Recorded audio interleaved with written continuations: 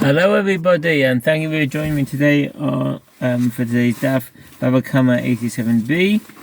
Hope you're all doing very well, and let's go. Rav said to Rabbi Elazar in response, the Torah granted the father only the promise of her youth and nothing else.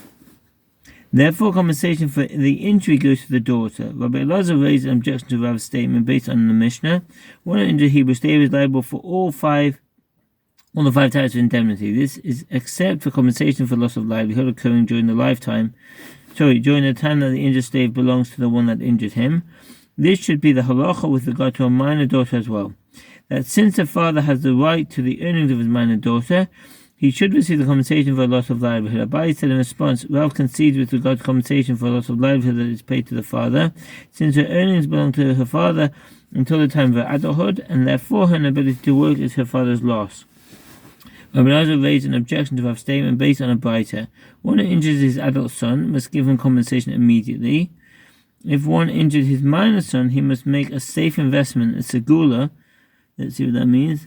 A segula, a safe investment. The word segula means something precious that is guarded because of its importance. The Torah uses the word in this way, and you shall be my own treasure, segula, from among the people in Exodus 19:5. For him, one read the Hebrew text as he must make ya'aseh, while others read the text as shall be made yes aseh. According to the former reading, the one who causes the injury is liable to arrange the investment. According to the latter reading, the court takes the money and arranges the investment, says the Meiri, with the compensation money. One who injures his minor daughter is exempt, and moreover, if there were others who injured her, they are liable to give compensation to her father. The Gemara answers, so to hear the Braita is speaking with regard to the daughter's loss of livelihood alone, which is paid to the father. The other times indemnity are paid to the daughter. One question the first ruling of the Braita. And is it so that if a father injured his adult son, he must give him his compensation immediately? And the Gemara raises a contradiction from that which is taught in another Braita. If in a case of one who injures the sons or daughters of others, if one injures the sons or daughters of others, if they are adults, he pays them compensation immediately. If they are minors, the money paid for compensation is used to purchase land, and the children garner its profits until they reach adulthood, upon which they take possession of the land. Others say that a Torah scroll should be purchased for them to the Torah site in the Rosh. The same requirement to pay compensation applies to one who injures his own sons and or daughters who are not dependent on his table. And if one injures his own children who are dependent on his table, then he is exempt. The Torah citing in the Rosh says that he is exempt only from paying the indemnity for loss of livelihood, but not from the other four types of indemnity payments. But say from the Zich and Hilchat Hovel Umazik 419, Shulchan Aruch Mitzvot 424:6. If they are adults, he must give them their compensation immediately. If they are minors, he must make a safe investment for them. If one injures his own sons or daughters, he is exempt from paying them compensation. The sage's same response: this is not difficult. Here, where the Braita states that the father is exempt, is dealing with a case where the children are dependent on the father's table. Just want to understand that in this case, the father is exempt only from paying the indemnity for loss of livelihood because they depend on his table. He has rights to the profits of their labor, and the loss of livelihood is his own loss. The Ramban in his work, Mahamad Hashem, explains that the father is exempt from paying any compensation due to rabbinic ordinance. The ordinance was instituted because it is common for a father to strike his sons, and if they sue him in court, the acrimony engendered by their doing so will lead him to stop supporting them. For support there, where the Braita states that the father is liable, it is dealing with a case where the children are not dependent on his table. The Gemara challenges the resolution from two Braitot. In what manner did you interpret the first Braita? You interpret it as dealing with a case where the children are not dependent on his table. If so, say the last quote of that Braita, one who injures his minor daughter is exempt, and moreover, if there were others who injured her, they are liable to give compensation to her father. If this is a case where the daughter is not dependent upon her father for support, then the one who injured her would be required to give the compensation to her, because she needs to provide for her own sustenance.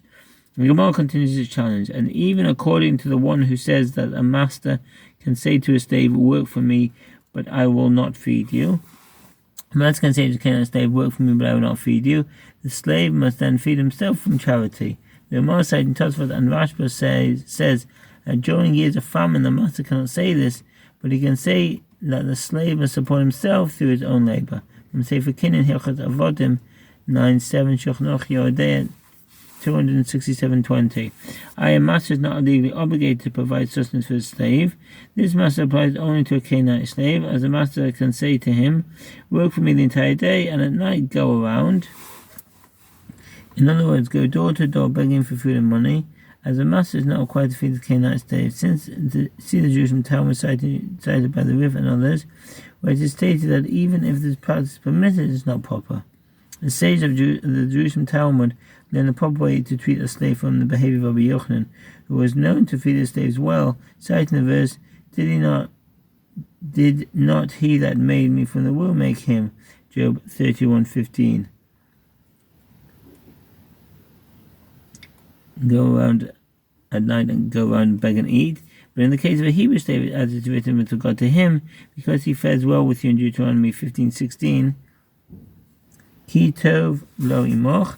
According to one of the early commentaries, the Gemara should have read as deriving this halach from a different verse, as a hired servant and as a resident, he shall be with you, Leviticus 25:40, which teaches that a Hebrew slave should be treated as equal to his master. Tosfot will explain that the difficulty with reciting the verse because he fares well with you is that it does not state a command but is merely descriptive.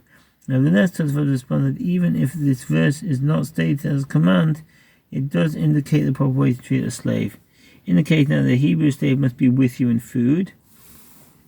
A master must provide for his Hebrew slave, male or female, with food, drink, clothing, and lodgings, and they must be equal to his own standard. Sefer Kenan Hilchos Avodim 1:9. With you in drink, i.e. the Hebrew slave decided to live with his master as an equal. The master may not compel the slave to serve him unless he feeds him. All the more so is it not the case with regard to his daughter that she is not required to beg for her sustenance and should receive the compensation herself. The Gemara answers, this is as Rava, son of Rav Ula, said concerning a similar matter, Ketubot 43a. This halacha is necessary only for the surplus, i.e. money that a woman earns beyond what she needs for her essential sustenance. Here too, this halacha is necessary only for the surplus. If the compensation for injury is more than the daughter required for her sustenance, additional sum is paid to her father. More again challenges the resolution of the two braytot.